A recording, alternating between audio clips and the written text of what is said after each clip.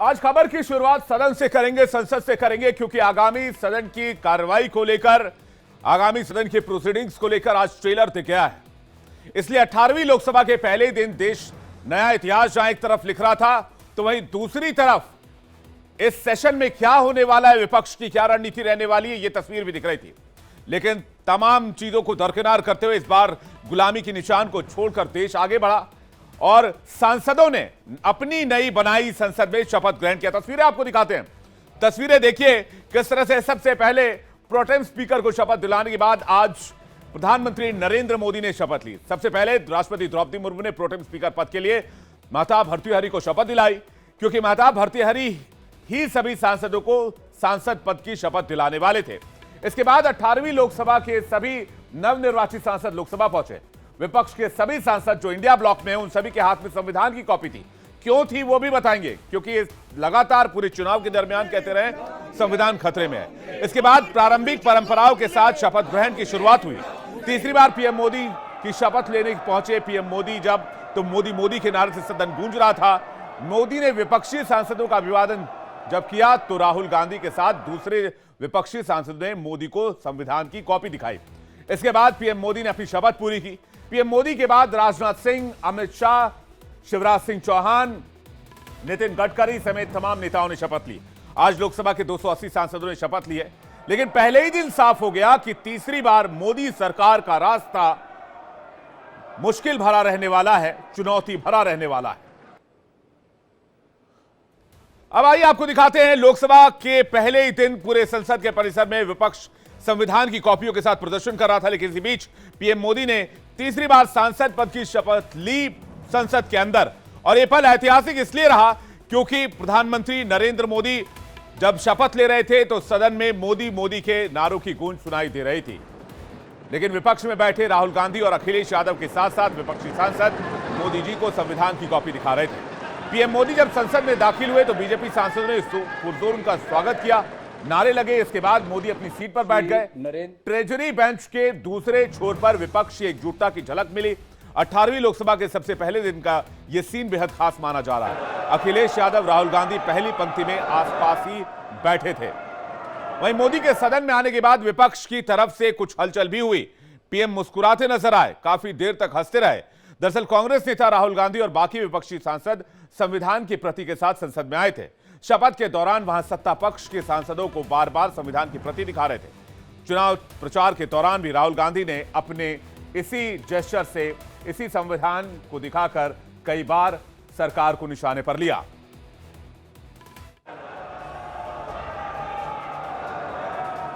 मैं नरेंद्र दामोदर दास मोदी 24 जून को देश में नया इतिहास लिखा गया। आजादी के बाद पहली बार देश के सांसदों ने स्वदेशी निर्मित संसद भवन में शपथ ली। मैं राजनाथ सिंह जो लोकसभा का सदस्य निर्वाचित हुआ हूं, ईश्वर की शपथ लेता हूं कि 18वीं लोकसभा का पहला दिन था, लेकिन पहले ही दिन से विपक्ष ने बता दिया कि इस बार मोदी सरकार का सफर अगले 5 साल के लिए आसान नहीं रहने वाला है। इंडिया ब्लॉक के हर सांसद के हाथ में आज संविधान की कॉपी थी, जिसे लेकर वो संसद में विरोध प्रदर्शन कर रहे थे। ये सोची समझी रणनीति थी जो काफी मजबूती के साथ देखने को मिली। संविधान का रक्षा कौन करेंगे? हम करेंगे, हम करेंगे। संविधान की रक्षा कौन करेंगे? हम करेंगे। संविधान की कॉपी के साथ विरोध का यह अनोखा अंदाज भी था। संविधान की कॉपी सोनिया गांधी के हाथों में, मल्लिकार्जुन खड़गे के हाथों में भी थी, राहुल गांधी के हाथों में भी थी, तो अखिलेश के हाथों में भी थी। टीएमसी के सांसद भी संविधान की कॉपी लेकर ही संसद पहुंचे थे। विपक्ष लगातार आरोप लगा रहा है कि मोदी सरकार संविधान का अपमान कर रही है और विपक्ष संविधान बचाने की लड़ाई लड़ रहा है। जनता हमारे साथ दी, लेकिन मोदी जी संविधान को तोड़ने की कोशिश किए। इसीलिए आज सभी पार्टी के नेता लोग एक होकर ये जो प्रोटेस्ट कर रहे हैं, और यहाँ पर जो गांधी स्टैचू थी और वहीं पर हम प्रोटेस्ट कर रहे हैं। जो आक्रमण प्रधानमंत्री जी, अमित शाह जी कॉन्स्टिट्यूशन पर, संविधान पे कर रहे हैं, वो हमारे लिए एक्सेप्टेबल नहीं है, वो हम होने नहीं देंगे। इसीलिए हमने कॉन्स्टिट्यूशन, ओथ लेते हुए हमने कॉन्स्टिट्यूशन पकड़ा था। संविधान बचाने के लिए जो मतदान किया है, सबसे पहले मैं जनता का धन्यवाद और आभार प्रकट करूंगा। अच्छे दिन का इंतजार करते करते लोग थक गए। मुझे उम्मीद है कि आने वाले समय में खुशियों के दिन जरूर आएंगे। हम लोग चाहते हैं कि देश का संविधान की भीत मजबूती से रहे।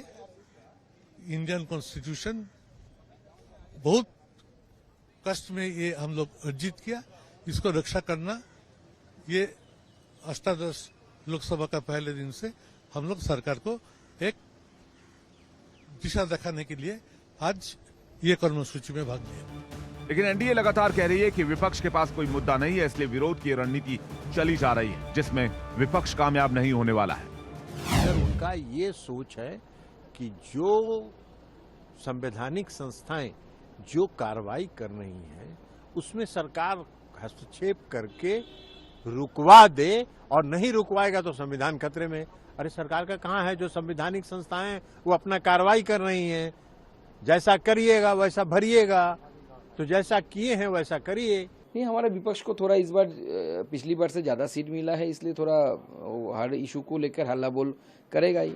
अभी जो भारतीय महताब जी को जो दिया गया है प्रोटेम स्पीकर का दायित्व, वो बहुत ही सीनियर पार्लियामेंटेरियन है, तो स्वाभाविक है वो लोग हमारे विरोधी, अब विरोध करना है उनको। बार बार संविधान का विषय निकाल कर अपोजिशन ब्लैकमेल करने का काम कर रहा है। एक तो संविधान को माथा टेकर मोदी साहब ने शपथ ली है, और नरेंद्र मोदी जी कोई संविधान बदलने वाले नहीं है, लेकिन उसका एक गलत प्रचार किया जा रहा है। जो ट्रेडिशन है, नियम है, उसी में हम लोग बांधे हुए हैं और ट्रेडिशन से चलेंगे। इसलिए जब आप इतिहास खोल के देखेंगे तो आप मिलेंगे कि मोदी जी का सरकार और हम लोगों का जो पार्टी का रवैया है, हमेशा संविधान और नियम उसी के तहत हम लोग काम करते हैं और उसी में हम लोग बंधे हुए हैं। विपक्ष पहले ही प्रोटेम स्पीकर को लेकर खफा है, और अब आने वाले दिनों में लोकसभा स्पीकर के पद को लेकर भी विपक्ष अपना उम्मीदवार खड़ा कर सकता है। साथ ही विरोध का प्रदर्शन इस बार डिप्टी स्पीकर के पद को लेकर भी होगा, क्योंकि 17वीं लोकसभा में ये पद था ही नहीं। इसके साथ ही इस बार विपक्ष को लोकसभा में 10 साल बाद नेता प्रतिपक्ष भी तय करना है। वैसे कयास यही है कि राहुल गांधी इस पद पर आसीन हो सकते हैं, लेकिन तस्वीर अभी धुंधली है और राहुल की तरफ से भी इस बात को लेकर किसी तरह की कोई जानकारी नहीं दी गई है। He understands the responsibility of being a leader of opposition, and with being in as the leader of opposition, he would challenge the BJP on every plan that they have. सदन का माहौल कैसा रहने वाला है, इसकी बानगी तो आपने आज ही देख ली। अब राष्ट्रपति के अभिभाषण और धन्यवाद प्रस्ताव पर सदन में कामकाज कैसा रहता है, ये देखना होगा। ऐसे में इस बार संसदीय कार्य मंत्री किरण रिजिजू के साथ साथ नए लोकसभा स्पीकर का काम काफी जटिल होने वाला है। विपक्ष मजबूत है, इसलिए सत्र शुरू होने के पहले प्रधानमंत्री ने इस बार विपक्षी नेताओं से अपील की कि सदन में सकारात्मक ऊर्जा के साथ देश हित में काम होना चाहिए। लोगों को यह अपेक्षा नहीं है कि नखरे होते रहे, ड्रामे होते रहे, व्यवधान होता रहे। लोग ठोस काम चाहते हैं, नारेबाजी नहीं चाहते हैं। देश को एक अच्छे विपक्ष की आवश्यकता है, जिम्मेवार विपक्ष की आवश्यकता है, और मुझे पक्का विश्वास है कि इस 18वीं लोकसभा में हमारे जो सांसद जीत करके आए हैं वो सामान्य मानवीय की इन अपेक्षाओं को पूर्ण करने का प्रयास करेंगे। सदन में सामान्य मानवीय की अपेक्षा रहती है डिबेट की, विजिलेंस की। लोगों को अपेक्षा नहीं है कि नखरे होते रहे, ड्रामा होते रहे, डिस्टर्बेंस होता रहे। लोग सब्सटेंस चाहते हैं, स्लोगन नहीं चाहते। 18वीं लोकसभा का पहला दिन था, इसलिए आगे क्या क्या एक्शन होने वाला है हम आपको यह भी बता देना चाहते हैं। अब 25 जून को बाकी सांसदों का शपथ ग्रहण समारोह होना है। 26 जून को लोकसभा स्पीकर का चुनाव होना है, जिस पर काफी हंगामे के आसार हैं, यह भी मैं आपको अभी से बता देना चाहता हूं। 27 जून को राष्ट्रपति का अभिभाषण होना है। 28 जून को पीएम मोदी मंत्रिपरिषद का परिचय देंगे। 29 और 30 जून को शनिवार रविवार सदन में छुट्टी रहेगी। 1 जुलाई से 3 जुलाई तक धन्यवाद प्रस्ताव है। अब ऐसे में लोकसभा स्पीकर को लेकर सदन में खूब एक्शन देखने को मिल सकता है, क्योंकि इंडिया ब्लॉक की एकजुटता को देखकर लग रहा है कि अगर डिप्टी स्पीकर का पद विपक्ष को नहीं मिला तो सदन की तकरार बढ़ेगी। ऐसे में सरकार और विपक्ष के बीच कौन सा रास्ता निकलेगा जो देश हित में होगा, ये देखने वाली बात होगी। अब विपक्ष के विरोध की, विपक्ष के तेवर के पहले दिन मैं आपको 5 तस्वीरें अलग अलग दिखा देना चाहता हूं, जिसे कयास ये लगाए जा रहे हैं इस बार मोदी सरकार की राह बहुत आसान नहीं होने वाली है। इंडिया ब्लॉक का हर एक सांसद सदन में संविधान की कॉपी के साथ पहुंचा था। सदन के अंदर और सदन के बाहर हर जगह विपक्ष के सांसदों ने संविधान की कॉपी दिखाई और अपना विरोध दर्ज कराया, क्योंकि पहले तो विपक्ष मोदी सरकार से नाखुश है और दूसरा है कि प्रोटेम स्पीकर पद के चयन को लेकर विपक्ष की अनदेखी की गई। यह आरोप विपक्ष लगातार लगा रहा है। अब विपक्ष लगातार हंगामा क्यों कर रहा है? सदन के पहले ही दिन विपक्ष जो विरोध प्रदर्शन कर रहा है, इसके पीछे की रणनीति क्या है, यह समझना बहुत जरूरी है। संविधान की कॉपी के जरिए विपक्षी एकता दिखाई जा रही है। विपक्ष को लगता है कि संविधान इस देश में एक बहुत बड़ा मुद्दा है जो कि चल गया है और इलेक्शन में उसे इसी बात को लेकर फायदा मिला है। मोदी सरकार संविधान के खिलाफ है, ये जताने की कोशिश बार बार की जा रही है। संविधान बदलने के मुद्दे को जीत की गारंटी विपक्ष मानने लग गया है। मोदी 3.0 के सामने विपक्षी एकता के अलावा कोई रास्ता नहीं है। इधर विपक्ष बता रहा है कि 10 साल के बाद वो कितना मजबूत है, इसकी बानगी भी दिखाने की कोशिश की जा रही है। संसद भवन में विपक्ष ने जताने की कोशिश की कि मोदी सरकार अपनी साख और कुर्सी बचाने की कोशिश कर रही है और मनोवैज्ञानिक रूप से बैकफुट है। पहले दिन संसद पहुंचने से पहले राहुल गांधी ने अपने एक्स अकाउंट से ट्वीट किया और लिखा कि एनडीए पहले 15 दिन भीषण ट्रेन हादसे, कश्मीर में आतंकवादी घटनाएं, ट्रेन में यात्रियों की दुर्दशा, नीट घोटाला, नीट पीजी निरस्त, यूजीसी नेट पेपर लीक, दूध दाल गैस टोल महंगे, आग से धधकते जंगल, जल संकट और लू के कारण मौत। मनोवैज्ञानिक रूप से बैकफुट पर है नरेंद्र मोदी सरकार। बस अपनी सरकार बचाने में मोदी सरकार व्यस्त है। यानी कि एक तरह से राहुल गांधी ने उन तमाम मुद्दों की झलक दिखा दी जिन मुद्दों को लेकर सदन में खूब हंगामा देखने को मिल सकता है। इस बार की लोकसभा भी बदली हुई है। बीजेपी पूर्ण बहुमत में नहीं है। ऐसे में कई ऐसे मौके आने वाले हैं जहां बीजेपी को परेशानी का सामना करना पड़ सकता है, लेकिन एनडीए गठबंधन सरकार में है। ऐसे में वो बिल जो बहुमत से, साधारण बहुमत से पास है, उनमें सरकार को परेशानी नहीं आएगी। लेकिन ऐसे बिल भी हैं जिसमें 2/3 बहुमत की जरूरत होगी और उसमें पेच फंस सकता है। ऐसे में विपक्ष इन बिलों पर अड़ंगा डाल सकता है। साथ ही पिछली लोकसभा में जहां 35% बिल केवल 1 घंटे के अंदर पास हो गए थे, वो परिस्थिति इस बार देखने को नहीं मिलेगी। हाल में कौन कौन से बिल पास हो सकते हैं और कौन कौन से फंसेंगे, ये भी जल्दी से आपको बता देते हैं। एनडीए बहुमत में है तो धन विधेयक आसानी से पास हो जाएगा, क्योंकि इसके लिए साधारण बहुमत चाहिए। टैक्स या रेवेन्यू से संबंधित सभी बिल सरकार पास करा लेगी, क्योंकि सभा के लिए साधारण बहुमत चाहिए। सरकार कोई फाइनेंशियल बिल लेकर आएगी तो भी पास करा लिया जाएगा। एनडीए के सांसदों के प्राइवेट बिल भी पास हो जाएंगे, क्योंकि उनके लिए भी बहुत साधारण बहुमत की जरूरत होगी। वहीं विश्वास अविश्वास प्रस्ताव, निंदा और स्थगन प्रस्ताव सरकार पास करा लेगी। किसी राज्य में राष्ट्रपति शासन का बिल भी सरकार पास करा सकती है। देश में वित्तीय आपातकाल या आपातकाल के बिल को सरकार पास करा सकती है। राज्य विधानमंडल द्वारा संविधान संशोधन के बिल भी पास हो सकेंगे। यानी स्ट्रेंथ के हिसाब से ये बिल अगर आते हैं तो पास हो सकते हैं, लेकिन पेच कहां फंसेगा वो भी आपको बता देते हैं।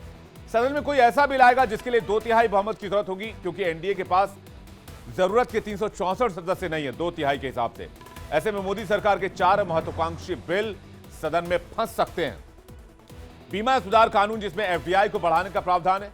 बीमा क्षेत्र में एफडीआई को 49% से 74% करने का प्रावधान है। डिजिटल इंडिया एक्ट भी फंस सकता है। सरकार का बीज विधेयक भी लटक सकता है। बिजली संशोधन विधेयक 2022 भी फंस सकता है। विपक्ष के तेवर को देखकर यही लग रहा है कि इन विधेयकों को पारित कराने के लिए एनडीए को न केवल खूब ताकत लगानी होगी, जोर लगाना होगा, बल्कि विपक्ष की मांगों को भी मानना होगा, चर्चा करानी होगी। बीजेपी के पास नंबर कम होने से के ऊपर दिए गए बिलों के अलावा आईबीसी संशोधन विधेयक, कीटनाशक प्रबंधन विधेयक, औषधि चिकित्सा उपकरण और प्रसाधन सामग्री विधेयक 2000 समेत कुछ और विधेयकों के पारित होने में देर हो सकती है।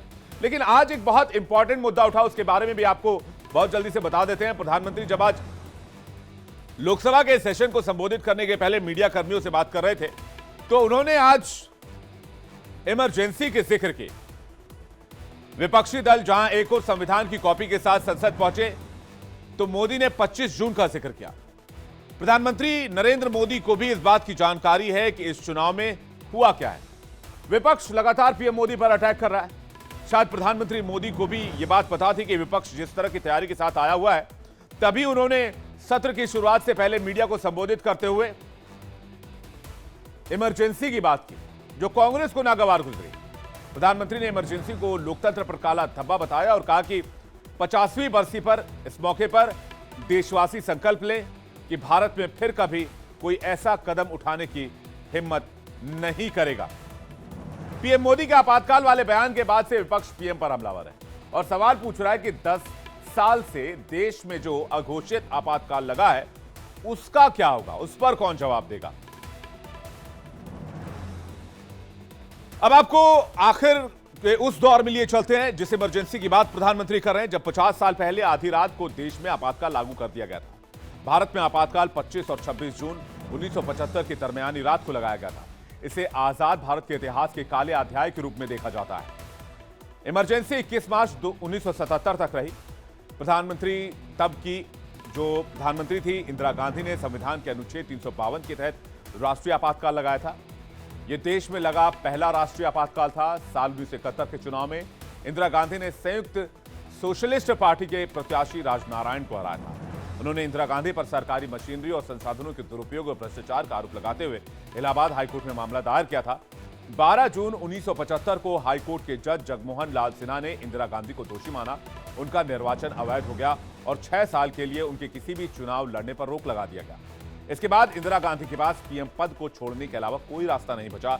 इस बीच बिहार और गुजरात में जयप्रकाश नारायण का कांग्रेस के खिलाफ आंदोलन बहुत तेज होता जा रहा था। जेपी ने कोर्ट में इंदिरा गांधी के पीएम पद से हटने के आदेश का हवाला देकर छात्रों, सैनिकों और पुलिस से निरंकुश सरकार के आदेश को न मानने की अपील की।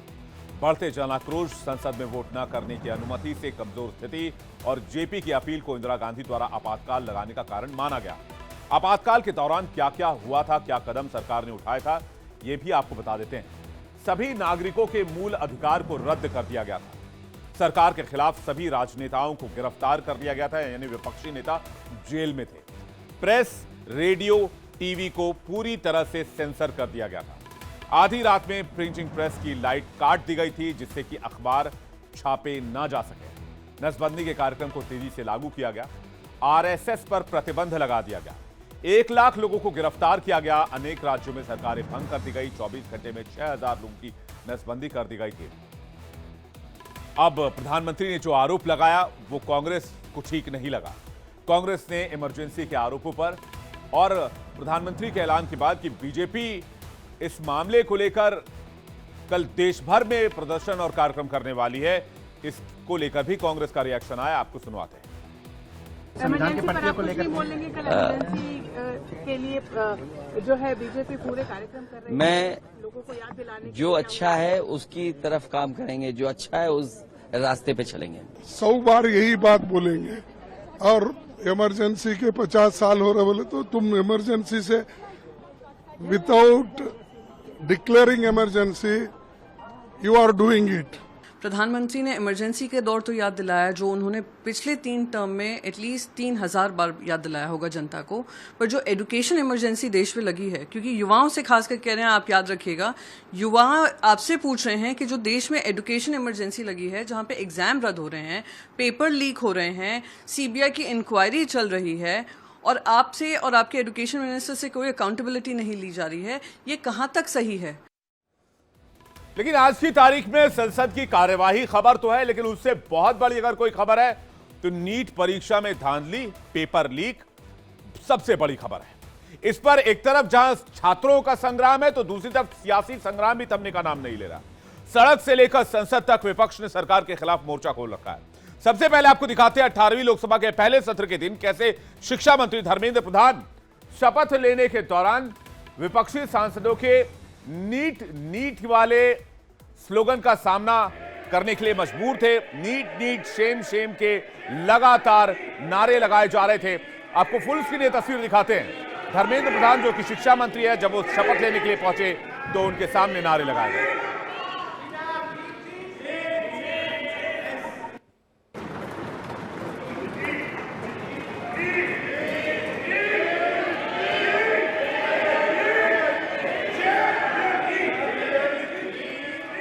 वहीं नीट एग्जाम रद्द करने की मांग को लेकर छात्र संगठन भी सड़क पर हैं। लगातार हंगामा किया जा रहा है। छात्रों की मांग है कि परीक्षा रद्द किया जाए और परीक्षा कराई जाए। कांग्रेस और लेफ्ट संगठनों ने दिल्ली से लेकर कोटा और कोलकाता तक सड़कों पर जमकर हल्ला बोला। तस्वीरें आपको दिखाते हैं। पटना, गोधरा में भी लगातार हंगामे की तस्वीर सामने आ रही है। विपक्ष के विरोध प्रदर्शन और हंगामे के बीच पेपर लीक मामले की सीबीआई जांच की मांग तेज हो गई है और आज सीबीआई की टीम दो अलग अलग जो टीम है वो पटना और गोधरा में जांच के लिए पहुंची। इस बीच नीट के पेपर लीक मामले में टेरर फंडिंग का लिंक भी जोड़ता हुआ नजर आ रहा है, जो जांच के दायरे में है।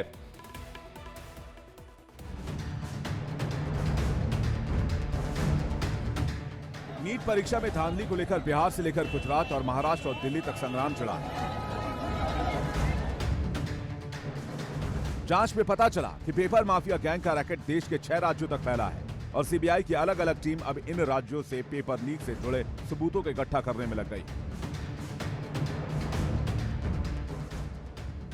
नीट मामले की जांच के लिए सीबीआई की एक टीम पटना स्थित ईओयू के ऑफिस पहुंची, जहां ईओयू ने सीबीआई को नीट परीक्षा में धांधली से जुड़े अब तक के जितने भी सबूत मिले हैं सीबीआई को सौंप दिया। ईओयू इस मामले में बिहार और झारखंड से 18 लोगों को गिरफ्तार कर चुकी है, जबकि कई लोगों से पूछताछ भी हुई है। मिल रही जानकारी के मुताबिक सीबीआई गिरफ्तार आरोपियों को ट्रांजिट रिमांड पर दिल्ली लाकर पूछताछ करने की तैयारी में है। दरअसल पटना पेपर लीक मामले में झारखंड कनेक्शन के पक्के सबूत सामने आए। झारखंड के हजारीबाग में जिन सेंटर्स पर नीट की परीक्षा हुई थी, वहां जांच के लिए बिहार पुलिस की ईओयू की 5 सदस्यीय टीम पहुंची थी। ईओयू के मुताबिक 4 मई को ब्लू डार्ट कुरियर से प्रश्न पत्र हजारीबाग एसबीआई ब्रांच पहुंचा। 5 मई को बैंक से कुरियर के जरिए ओएसएस स्कूल पहुंचा। आशंका है कि बैंक से स्कूल पहुंचने के दौरान ही प्रश्न पत्र को ट्रंक से निकाला गया और 5 मई की सुबह चिंटू के मोबाइल पर सॉल्वर पेपर का पीडीएफ हजारीबाग के ओएसएस स्कूल से ही भेजा गया, जिसके बाद चिंटू ने लर्न प्ले स्कूल के प्रिंटर से सॉल्व प्रश्न पत्र का प्रिंट आउट निकलवाया और छात्रों के ग्रुप बनाकर उन्हें प्रश्न पत्र और उत्तर रटने के लिए दे दिए। ईओयू ने यह भी बताया कि पटना के लर्न प्ले स्कूल से जो 6136-488 सीरीज के जले प्रश्न पत्र के टुकड़े मिले थे, उसे ही हजारीबाग के ओएसएस स्कूल को भेजी गई थी और अब इसकी एफएसएल जांच कराई जा रही है। ईओयू की टीम अब प्रश्न पत्र की चेन ऑफ कस्टडी की जांच कर रही है। परीक्षा केंद्र एसबीआई की बैंक शाखा और कुरियर कंपनी ब्लू डार्ट के कर्मियों के बयान भी लिए गए हैं और इन सभी की जानकारी पटना पहुंची सीबीआई की टीम को ईओयू ने दे दी है। वहीं सीबीआई की दूसरी टीम जांच के लिए गुजरात के गोधरा पहुंची, जहां गोधरा के एक सेंटर पर भी नीट परीक्षा में गड़बड़ी का खुलासा हुआ था।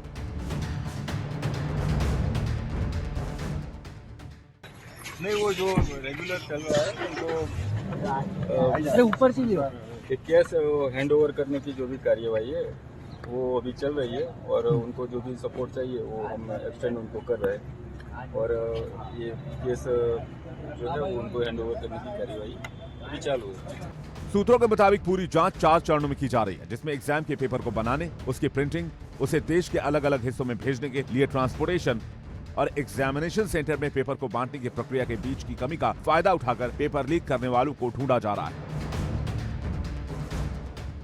और इसके लिए सीबीआई ने अब तक 8 मोबाइल फोन की जांच के लिए सीएफएसएल में भेजे हैं। उसे डिलीट किए गए डेटा को रिट्रीव किया जा रहा है। सीबीआई के पास पहले से ही 1000 नाम और नंबर्स का डेटा मौजूद है, जिसे उसने व्यापम समेत तमाम पेपर लीक के दर्जनों केस की जांच करने के दौरान जुटाया था और इन सभी की मदद से सीबीआई नेक्सस और मॉड्यूल के बारे में जानकारी जुटाने की कोशिश कर रही है।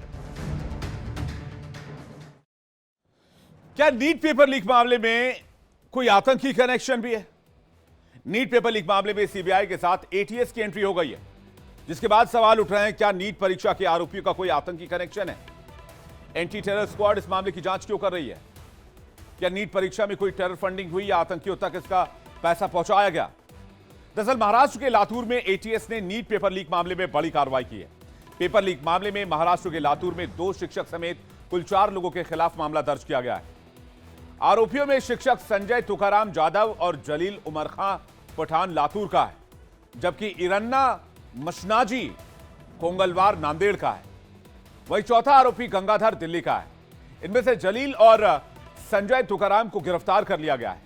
एटीएस की जांच में पता चला कि जलील उमर खां पठान ने संजय जाधव को एडमिट कार्ड और पैसों को लेकर मैसेज भेजे थे, जिसके बाद जाधव ने कोंगलवार को व्हाट्सएप के जरिए एडमिट कार्ड भेजे थे, जिसके बाद कोंगलवार ने दिल्ली में गंगाधर से संपर्क किया।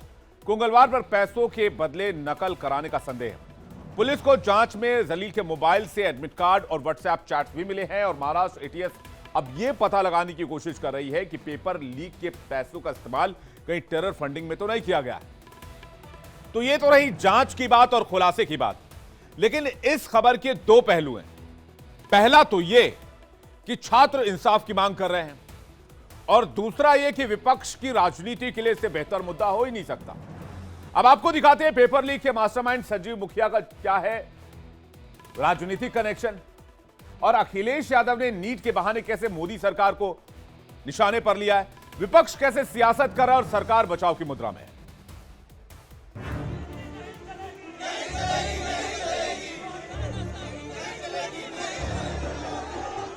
देखिए, नीट ये कोई नई चीज नहीं है, बीजेपी की पुरानी ये तरीका है। अगर आप पुराना उठा करके इतिहास उठाओगे, आप बीजेपी अपने लोगों को खुश करने के लिए पेपर लीक करते हैं।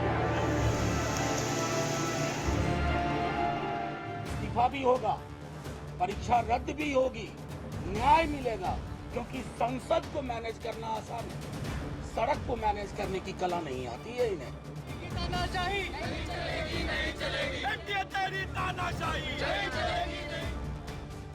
एक तरफ जहां जांच एजेंसी पेपर लीक रैकेट में शामिल एक आरोपी तक पहुंचकर नीट को नीट एंड क्लीन करने में लगी है, तो दूसरी ओर नीट पर सियासी बवाल भी थमने का नाम नहीं ले रहा है।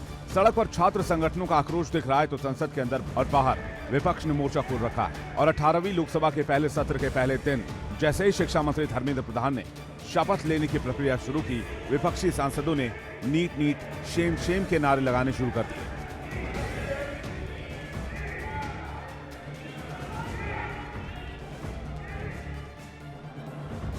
नीट परीक्षा को लेकर सबसे ज्यादा सियासी बवाल बिहार में देखने को मिल रहा है, और जिस संजीव मुखिया को नीट पेपर लीक का मास्टरमाइंड बताया जा रहा है, उसको लेकर आरजेडी नेता मनोज झा ने बड़ा दावा करते हुए कहा है कि संजीव मुखिया का कनेक्शन जेडीयू से है।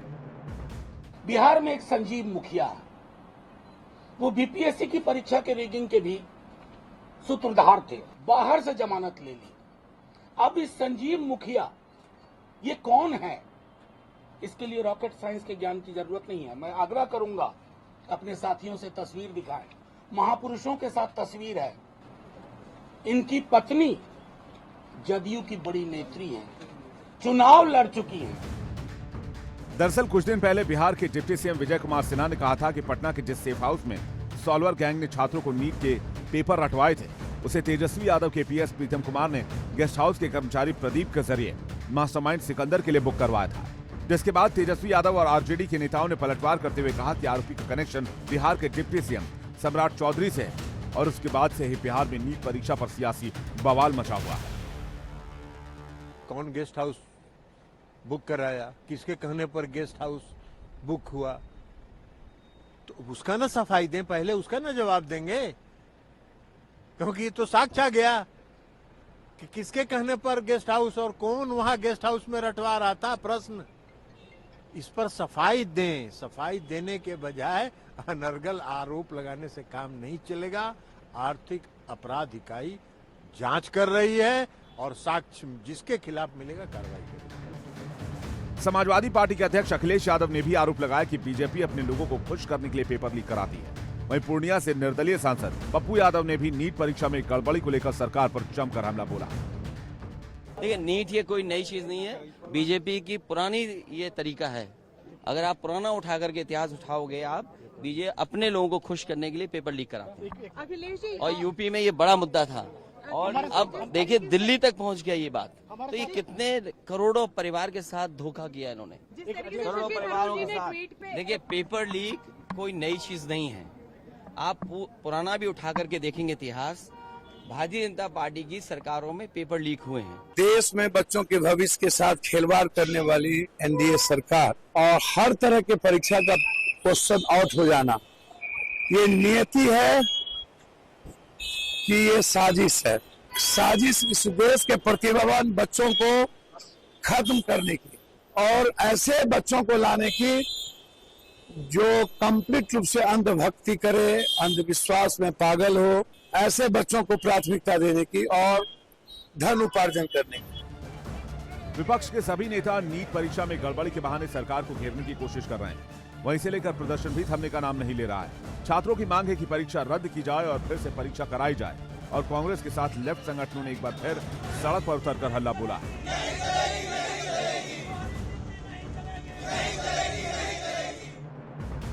दिल्ली के जंतर मंतर पर एनएसयूआई ने संसद भवन के घेराव के लिए मार्च निकाला। इस दौरान कार्यकर्ताओं का उग्र प्रदर्शन देखने को मिला। कड़ी मशक्कत के बाद पुलिस ने प्रदर्शनकारियों को काबू किया, तो दूसरी तरफ कोटा में कांग्रेस कार्यकर्ताओं ने जिला कलेक्ट्रेट में जमकर हंगामा किया।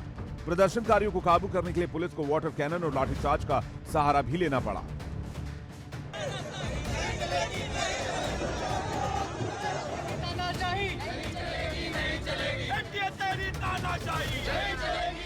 मेरी सरकार से मांग है कि शिक्षा के साथ ऐसे भद्दे मजाक ना करें और जो एनटीए के भी डायरेक्टर को रिप्लेस कराएं, खाली रिप्लेस करना एक सोल्यूशन नहीं है। सोल्यूशन है कि एनटीए को तुरंत बैन करा जाए और साथ के साथ नीट की परीक्षा दोबारा कराई जाए। और मैं मोदी जी से भी अपील करता हूं, मोदी जी आप धर्मेंद्र प्रधान जी को समझाइए, शिक्षा के साथ ये भद्दा मजाक ना करें और अपने पूरे मंत्रालय को बुलाएं, हेल्थ मिनिस्ट्री को बुलाएं और थोड़ा सुधार करें। छात्र हताश है, डरा हुआ है और गुस्से में है। नीट समेत तमाम बड़ी परीक्षाओं में पेपर लीक की घटनाओं से एनटीए के खिलाफ लोगों का गुस्सा फूट रहा है और हर तरफ एक ही सवाल उठ रहा है कि छात्रों के भविष्य से आखिर कब तक यूं ही खिलवाड़ होता रहेगा। फिलहाल इस मामले की सुनवाई सुप्रीम कोर्ट में चल रही है और सीबीआई ने जांच की कमान अपने हाथों में ले ली है। देखना है सीबीआई साजिश के सरगना संजीव मुखिया तक कब तक पहुंचती है। नीट मामले पर पश्चिम बंगाल की मुख्यमंत्री ममता बनर्जी ने पीएम मोदी को चिट्ठी लिखी है और सेंट्रलाइज्ड एग्जाम खत्म करने की मांग की है। ममता बनर्जी ने कहा है कि सेंट्रलाइज्ड परीक्षा का सिस्टम खत्म हो और पहले की तरह डिसेंट्रलाइज्ड किया जाए, यानी राज्य और केंद्र अलग अलग परीक्षाएं आयोजित करें। इधर नीट परीक्षा से जुड़े मामले में सीबीआई के साथ ईडी से जांच कराने को लेकर सुप्रीम कोर्ट में आज एक बार फिर याचिका पर सुनवाई हुई, जिसमें कोर्ट ने तत्काल सुनवाई से इनकार किया और कहा कि मामले की अगली सुनवाई 8 जुलाई को होने दें। अभी इस मामले में कोई जल्दबाजी ठीक नहीं है। आइए आगे बढ़ते हैं, बात करते हैं आज की एक और बड़ी खबर की। चलते हैं दिल्ली में दो तरह की बड़ी खबर सामने आई। एक तरफ अरविंद केजरीवाल को सुप्रीम कोर्ट से झटका लगा तो दूसरी तरफ केजरीवाल सरकार पानी पानी हो रही है दिल्ली में पानी के मुद्दे को लेकर। इंडिया बोल रहा है मैं बात दिल्ली की। दिल्ली में अरविंद केजरीवाल, आम आदमी पार्टी की दिक्कत और दिल्ली की प्यास तीनों खत्म होती नहीं दिख रही। सुप्रीम कोर्ट से आज फिर से अरविंद केजरीवाल को झटका लगा, जिससे केजरीवाल के तिहाड़ से बाहर निकलने का इंतजार बढ़ गया और अब केजरीवाल की नजर हाईकोर्ट में कल होने वाली सुनवाई पर टिकी हुई है। साथ ही दिल्ली में जल संकट की वजह से भी केजरीवाल सरकार विरोधियों के निशाने पर है और दिल्ली की समस्या का हल निकालने की जगह अब केजरीवाल के मंत्री खुद ही अनशन पर हैं। और अब बड़ा सवाल अब तक यही बना हुआ है कि आखिर दिल्ली की प्यास बुझे तो बुझे कैसे। सबसे पहले तस्वीर आपको दिखाते हैं केजरीवाल को कैसे सुप्रीम कोर्ट से आज झटके का सामना करना पड़ा।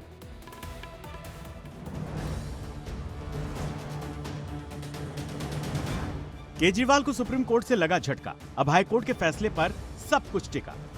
अरविंद केजरीवाल जब लोकसभा चुनाव के बाद सरेंडर करने के लिए तिहाड़ जेल गए थे तो उससे पहले कनाट प्लेस के हनुमान मंदिर पहुंचकर बजरंगबली का आशीर्वाद लिया था और इस वक्त भी केजरीवाल बजरंगबली से यही दुआ कर रहे हैं कि मंगलवार का दिन उनके लिए मंगलमय साबित हो, जिससे वो जेल से बाहर आ सकें। क्योंकि मंगलवार को दिल्ली हाईकोर्ट में केजरीवाल की जमानत अर्जी पर सुनवाई होगी। दिल्ली हाईकोर्ट दोपहर 2:30 बजे इस बारे में अपना फैसला सुनाएगी। दरअसल हाईकोर्ट ने 21 जून को केजरीवाल की जमानत पर निचली अदालत के फैसले पर रोक लगा दी थी और कोर्ट ने अपना फैसला सुरक्षित रख लिया था।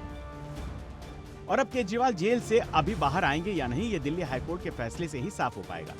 इस बीच सूत्रों से मिल रही जानकारी के मुताबिक अरविंद केजरीवाल ने ईडी के आरोपों पर दिल्ली हाईकोर्ट में जवाब दाखिल कर दिया है और कहा है कि गोवा चुनाव में पैसे खर्च करने का ईडी के पास एक भी सबूत नहीं है, उन्हें एक साजिश के तहत फंसाया गया। इससे पहले अरविंद केजरीवाल को सुप्रीम कोर्ट से झटका लगा। दरअसल केजरीवाल को निचली अदालत से जमानत मिली हुई है। इस जमानत को ईडी ने दिल्ली हाईकोर्ट में चुनौती दी। हाईकोर्ट ने इस जमानत पर स्टे लगा दी। ऐसे में केजरीवाल ने हाईकोर्ट के जमानत पर स्टे लगाने वाले फैसले को सुप्रीम कोर्ट में चुनौती दी, लेकिन सुप्रीम कोर्ट ने केजरीवाल को तुरंत राहत देने से इनकार कर दिया। सुप्रीम कोर्ट ने केजरीवाल की याचिका पर सुनवाई 26 जून तक टाल दी है। कोर्ट ने कहा कि हमें हाईकोर्ट के फैसले का इंतजार करना चाहिए, तब तक हम कुछ नहीं कर सकते। सुनवाई के दौरान सुप्रीम कोर्ट की बेंच ने यह भी कहा कि अगर हाईकोर्ट के रोक के आदेश के खिलाफ सुप्रीम कोर्ट केजरीवाल की याचिका पर कोई भी आदेश पारित करता है तो ये बिना विचार किए किया गया फैसला होगा। बता दें कि शराब घोटाले में और उससे जुड़े मनी लॉन्ड्रिंग मामले में मुख्यमंत्री अरविंद केजरीवाल तिहाड़ जेल में बंद है। हालांकि सुप्रीम कोर्ट ने लोकसभा चुनाव के प्रचार के लिए उन्हें जमानत दे दी थी, जिसके बाद केजरीवाल ने 2 जून को सरेंडर किया था। और अगर 21 जून को ईडी ने हाईकोर्ट में लोअर कोर्ट के जमानत ऑर्डर वाले फैसले को चुनौती न दी हुई होती तो केजरीवाल 21 जून को ही जमानत पर बाहर आ जाते। एक तरफ जहां अरविंद केजरीवाल के वकील चाहते हैं कि अरविंद केजरीवाल को जल्द से जल्द जमानत मिले, इसलिए दिल्ली हाईकोर्ट में सुनवाई से पहले पहुंच गए सुप्रीम कोर्ट। तो सुप्रीम कोर्ट में आज की कार्रवाई को लेकर क्या हुआ, यह भी जानना बहुत जरूरी है। सुप्रीम कोर्ट में केजरीवाल की जमानत अर्जी के सुनवाई के दौरान क्या दलीलें दी गई, क्या दलीलें रखी गई, ये मैं आपको जल्दी से बताता हूं। केजरीवाल के वकील ने कहा केजरीवाल को अंतरिम तौर पर जमानत क्यों नहीं दी जा रही, रिहा क्यों नहीं किया जा रहा। निचली कोर्ट का आदेश केजरीवाल के फेवर में है। इस पर सुप्रीम कोर्ट की पीठ ने कहा, हम आदेश पारित करते हैं तो ये पूर्व धारणा पर आधारित होगा। केजरीवाल के वकील ने कहा, ईडी ने निचली अदालत के आदेश के को बगैर चुनौती दिए। पैरा 5 और धारा 45 के तहत ट्विन कंडीशन की बात कही। ट्विन कंडीशन को लेकर रिकॉर्ड पर लेकर आदेश पारित हुआ है। सुप्रीम कोर्ट की पीठ ने कहा कि हम चाहते हैं कि अगली तारीख लगे तब तक हाईकोर्ट का आदेश आने दिया जाए। केजरीवाल के वकील ने कहा, हाईकोर्ट ने निचली अदालत के फैसले को देखे बगैर स्टे किया है। अगर हाईकोर्ट आदेश देखे बगैर रोक सकता है तो फिर सुप्रीम कोर्ट क्यों नहीं। सुप्रीम कोर्ट की पीठ ने कहा, अगर हाईकोर्ट गलती कर दे तो क्या सुप्रीम कोर्ट को भी वही करना चाहिए। हम आपकी अर्जी को कल के बाद के लिए रखते हैं, अभी हम कोई ओपिनियन नहीं देना चाहते हैं। तो ये यहां पर अरविंद केजरीवाल के लिए जमानत की स्थिति कोर्ट में नहीं बन पाई। कोर्ट ने कहा, पहले हाईकोर्ट के फैसले का इंतजार कीजिए। तो दूसरी तरफ एक और मुसीबत बढ़ती जा रही है, वो है दिल्ली में पानी की मुसीबत। एक तरफ केजरीवाल को जमानत मिल रही तो दूसरी तरफ दिल्ली को पानी भी नहीं मिल रही। अब दिल्ली में जितनी पानी की किल्लत है उससे ज्यादा इस पर सियासत हो चुकी है। तस्वीरें आपको दिखाते हैं, दिल्ली में जगह जगह प्यास बुझाने के लिए टैंकर से पानी पहुंचाए जा रहे हैं। तो दिल्ली की जल मंत्री 4 दिन से अनशन पर बैठ गई हैं और लगातार एक ही बात कह रही है कि हरियाणा सरकार ने दिल्ली के लिए पानी छोड़ने वाले गेट बंद कर दिए हैं। जब तक ये गेट खुल नहीं जाते उनका अनशन चलता रहेगा, जबकि हरियाणा ये कह रहा है कि हमने जितना पानी देना था उससे ज्यादा पहले ही दे दिया है। तो आखिर किसकी बात पर भरोसा कर सकते हैं? आपको सुनवाते हैं दिल्ली की जल मंत्री आतिशी ने क्या कहा है। आज मेरे अनिश्चितकालीन अनशन का चौथा दिन है। दिल्ली के पास अपना पानी नहीं है, दिल्ली का सारा पानी पड़ोसी राज्यों से आता है। लेकिन पिछले 3 हफ्ते से हरियाणा ने दिल्ली वालों को पानी देना कम कर दिया है। हरियाणा सरकार पिछले 3 हफ्ते से दिल्ली को 100 mgd पानी कम दे रही है। 100 mgd पानी का मतलब हुआ 46 करोड़ लीटर पानी। दिल्ली में छिड़े पानी पर सियासी संग्राम के बीच सरकार के मंत्रियों ने पीएम मोदी को एक खत लिखा है और हरियाणा से पानी दिलाने की मांग की है। पत्र के जरिए गुहार ये लगाई गई है कि जल्द से जल्द पानी की किल्लत को दूर किया जाए। खत में लिखा यह गया है कि दिल्ली में इस साल भयंकर गर्मी के चलते पानी का एक बहुत बड़ा संकट पैदा हो गया है। दिल्ली पानी के लिए पूरी तरह से हरियाणा और उत्तर प्रदेश पर निर्भर है, लेकिन दिल्ली वालों को अधिक मात्रा में पानी मिलना तो दूर, हमें अपने हक का आवंटित पानी भी हरियाणा से नहीं मिल पा रहा है। सुप्रीम कोर्ट ने भी माना कि दिल्ली में पानी का संकट है, उसके बावजूद हरियाणा सरकार ने दिल्ली वालों को 100 mgd पानी नहीं दिया। आप इस समस्या को प्राथमिकता दें और जल्द से जल्द इस संकट का कोई समाधान निकालें। प्रधानमंत्री जी को दोबारा खत हम चारों मंत्री भेज रहे हैं और हम उनको कह रहे हैं कि आतिशी जी को आज चौथा दिन हो गया अनशन करते समय और अभी तक उन्होंने जो है उनके अनशन पे संज्ञान नहीं लिया और हरियाणा से पानी अभी भी करीब 100 mgd दिल्ली के लिए कम आ रहा है। तो एक तो उसके ऊपर वो संज्ञान लें। दूसरा, हमने कहा है कि हम एलजी साहब को ये निवेदन करेंगे कि हमारे हिसाब से करीब 100 mgd पानी की कमी है। एलजी साहब कह रहे हैं कि पानी कम नहीं है। तो आइए एक बार वजीराबाद और बवाना जाके खुद चेक कर लिया जाए। अपना एयर कंडीशन अनशन समाप्त करने के बहाने ढूंढ रहे हैं आम आदमी पार्टी के नेता। इनको जाना चाहिए जहां पानी की लीकेज हो रही है उसको ठीक करने के लिए। इनके अधिकारी जो जाके इनको रिपोर्ट देते हैं, क्या वो झूठ बोलते थे? तो ऐसा लगता है कि दिल्ली में पानी की किल्लत को लेकर हर नेता अपनी सियासत को धार देने में लगा हुआ है। ऐसे में सुप्रीम कोर्ट ने राजधानी में दिल्ली में भीषण गर्मी को लेकर सतत संज्ञान लिया और दिल्ली के रिज क्षेत्र में पेड़ों की कटाई के मामले पर नाराजगी जताई। कोर्ट ने कहा कि बेहद चौंकाने वाली बात है कि सुप्रीम कोर्ट की अनुमति के बिना पेड़ों को काटा गया। साथ ही कोर्ट ने 1100 पेड़ काटने को लेकर डीडीए के उपाध्यक्ष से भी साफ करने को कहा है कि जब उपराज्यपाल ने पेड़ों की कटाई से होने वाले से पहले 3 फरवरी को उस जगह का दौरा किया था तो उस दौरान क्या उनकी ओर से कोई निर्देश जारी किया गया था। इस पर आम आदमी पार्टी ने दावा किया है कि उपराज्यपाल ने गैर कानूनी तरीके से 1100 पेड़ कटवा दिए और नैतिकता के आधार पर उन्हें इस्तीफा देना चाहिए। कोई ऑर्डर नहीं है रिटर्न,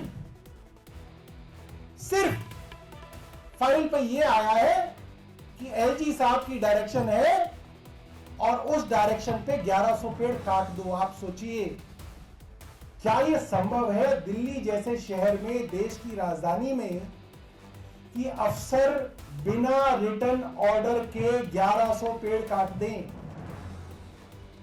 तो ऐसा लगता है कि देश की राजधानी दिल्ली विशुद्ध सियासत का अखाड़ा बनकर रह गई है। इसके अलावा दिल्ली में बाकी कुछ होता नजर नहीं आ रहा है। आइए बात करते हैं उत्तर प्रदेश की। बीजेपी की हार अयोध्या में हुई तो अयोध्या में क्या बड़े बदलाव हो रहे हैं, क्या फैसले लिए जा रहे हैं, क्या 2027 के लिए कोर्स करेक्शन की तैयारी योगी आदित्यनाथ ने, सीएम ने शुरू कर दी है? आपको बताते हैं। लोकसभा का नया सत्र शुरू हो गया है, लेकिन इस सत्र में सबसे महत्वपूर्ण चेहरा रहे हैं अवधेश प्रसाद। अवधेश प्रसाद ने राम नगरी अयोध्या में साइकिल चलाकर बीजेपी की किले को ढहा दिया। इसके बाद अखिलेश यादव के साथ वो नजर आए। अवधेश प्रसाद को विपक्ष में पहली पंक्ति में अखिलेश यादव के बगल में जगह मिली। तस्वीरें देखिए और जरा फुल स्क्रीन तस्वीरें दिखाइए दर्शकों को। अवधेश प्रसाद कहां पर बैठे हुए हैं। इसके बाद अवधेश बोले कि प्रभु राम की मर्यादा पूरे देश में लेकर जाएंगे। मर्यादा पुरुषोत्तम राम, प्रभु श्री राम की मर्यादाओं को अक्षुण्ण रखते हुए पूरे देश में उनकी मर्यादा को कायम करूंगा और वहाँ के देवतुल्य मतदाताओं की उम्मीदों पर खरे उतरूंगा। जो भी मंदिर बन गए हैं जहाँ राम। अयोध्या की हार बीजेपी के लिए एक बहुत बड़ा सेटबैक है। जिस अयोध्या में राम मंदिर का निर्माण हुआ वहां बीजेपी अपनी लोकसभा सीट नहीं बचा पाई। हार क्यों हुई, इसकी बड़ी वजह लोगों में नाराजगी सामने आई। इसके अलावा पार्टी ने मंथन करने के लिए एक टीम भी बना दी और उसकी प्रारंभिक रिपोर्ट भी हम आपको समय समय पर दिखाते रहे।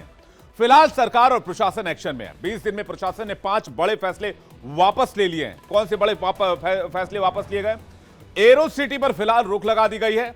जिले के वाहनों को अयोध्या धाम में एंट्री देने की बात कही गई है। पहले एंट्री नहीं मिलती थी, पहले वीआईपी गाड़ियों को एंट्री थी। फ्लाईओवर का प्रस्ताव कैंसिल किया गया। विस्थापित दुकानदारों को 30% छूट देने की बात कही गई है। बिना ब्याज दुकानों के आवंटन की बात कही गई है। 41 गांव नगर निगम में शामिल हुए हैं। मूलभूत सुविधाओं को बढ़ाए जाने की बात कही गई है। अब पुराने मंदिरों को भी नहीं तोड़ा जाएगा। शहर में अयोध्या के लोगों की गाड़ियां बिना किसी रोक टोक के आ जा सकेंगी। पहले सिर्फ नेताओं और अधिकारियों की गाड़ियों को एंट्री मिलती थी। मतलब वीआईपी कल्चर पर प्रहार किया गया है। इस कदम को भाजपा की डैमेज कंट्रोल की तरह देखा जा रहा है। इसके साथ ही राम मंदिर के पुजारी सत्येंद्र दास ने कहा है कि पहली बारिश में ही राम मंदिर के नए बने मंदिर में पानी टपक रहा है। अब अगर ये पानी नहीं रोका गया तो दर्शन भी मुश्किल हो सकता है। जो भी मंदिर बन गए हैं जहाँ रामलला विराजमान हैं और जो आगे भी जगह बनी है उसमें एक ही पहली वर्षा में ही पानी चूने लगा, अंदर पानी भर गया था। इस पर ध्यान देना चाहिए कि जो बना है उसमें कौन सी कमी रह गई है जिसके कारण से पानी चू रहा है। इस पर जो बना है उस पर भी ध्यान देना चाहिए और ये बहुत ज़रूरी है। पानी निकलने का जगह नहीं है और कल तक पानी ऊपर से चूता भी है। ये समस्या जो है इसका समाधान पहले से है, आजे कल में सोच करके उसको निश्चित कर लें। नहीं तो वर्षा जब शुरू होगी तो वहाँ पूजा अर्चना और कालता दर्शन और सब बंद हो जाएगा। पूर्वोत्तर भारत में सैलाब ने इंसान ही नहीं बेजुबानों पर भी कहर ढा रखा। एक रिपोर्ट देखते हैं जल्दी से।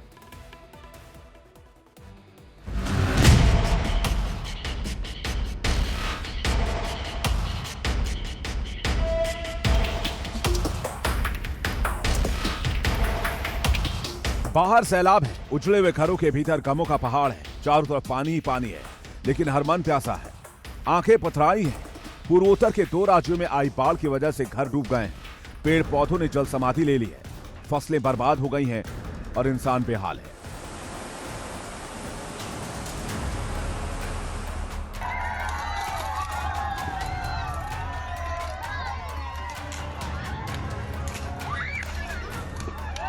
असम में आई बाढ़ की विभीषिका में लोग कैसे जी रहे हैं, कैसे सांस ले रहे हैं और कैसे उम्मीदों की पतवार थामकर जिंदगी की नाव खेल रहे हैं, ये बड़ा सवाल है। बाढ़ बारिश की जो तस्वीर सामने आ रही है वो डराने वाली है। शायद ही कोई ऐसा घर दिख जाए जिस पर बाढ़ की मार ना पड़ी हो, शायद ही कोई ऐसी जमीन दिख जाए जो सूखी पड़ी हो। ये तस्वीर देखिए, उत्तरी सिक्किम में सीमावर्ती गांव को फिर से जोड़ने के लिए जल प्रलय के बीच 150 फीट का सस्पेंशन ब्रिज बनाकर बाढ़ बारिश में अलग थलग और कटे हुए गांव को जोड़ा जा रहा है। असम में आई बाढ़ की वजह से 4 लाख लोग प्रभावित हुए हैं। करीब 19 जिले बाढ़ की चपेट में हैं। आलम यह है कि इस साल आई बाढ़ की वजह से 3 दर्जन से ज्यादा लोग काल के गाल में समा चुके हैं। बाढ़ ने बर्बादी के जो निशान छोड़े हैं वो डरा रहे हैं। लोगों के जहन में खौफ का मंजर है। झोपड़ियां उजड़ी हुई हैं और खाली बर्तन अपनी बेबसी का रोना रो रहे हैं। जिन मवेशियों के सहारे जिंदगी चलती थी उन्हें जलधारा अपने साथ ले जा चुकी है। कार, ट्रैक्टर, बाइक, बैलगाड़ी सब कुछ बह गया है। कुछ बचा है तो वो है उम्मीद, जिसके सहारे जिंदगी की पतवार थामकर लोग आगे बढ़ रहे हैं। असम में मानसून के आने के बाद से लगातार बारिश हो रही है। एएसडीएम के मुताबिक बाजाली, बारपेटा, कछार, दरांग, गोलपारा, कामरूप, करीमगंज और नलबाड़ी जिलों में 2 लाख से ज्यादा लोग प्रभावित हुए हैं।